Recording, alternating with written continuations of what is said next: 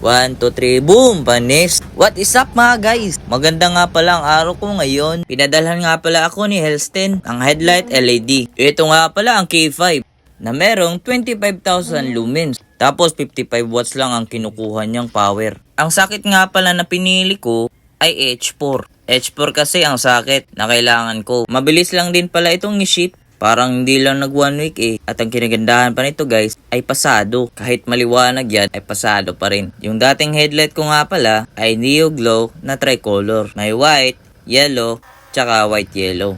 Papalitan natin ng mas maliwanag. Char lang. Sponsor kasi ito eh. Tapos mas maliwanag pa. Sa pagkakabit naman nito ay babaklasin mo muna yung dalawang headlight. Sunod naman ay tanggalin mo muna yung socket. Birahin nyo lang guys. Pagkatapos niya ay ikutin nyo lang yung LED para matanggal. Ganyan na din gawin sa isa.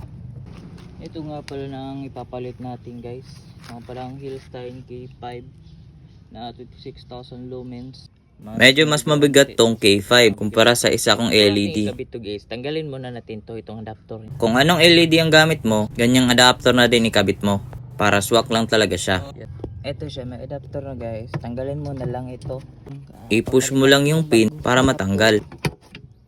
Tapos i-install mo yung bagong adapter. Ganun lang din ang pag-install. I-push mo lang yung pin para mag-lock. Pagkatapos mo makabit yan, ay lalagay mo na ang rubber seal niya. Nakalimutan kong i-mention, waterproof na nga pala tong LED, kaya napakaganda. Pagkatapos mo maikabit ang lahat, ay i-connect mo na yung connector. Grabe no, all-in-one video na. Salamat.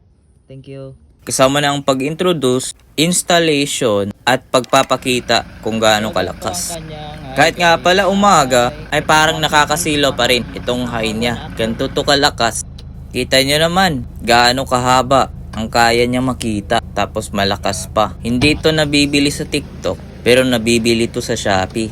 Ilalagay ko na lang sa link sa comment section. Dito banda ay wala talagang mga ilaw-ilaw. Kaya tingnan nyo na nga naman, sobrang lakas kahit low lang. At dito nagtatapos ang ating video.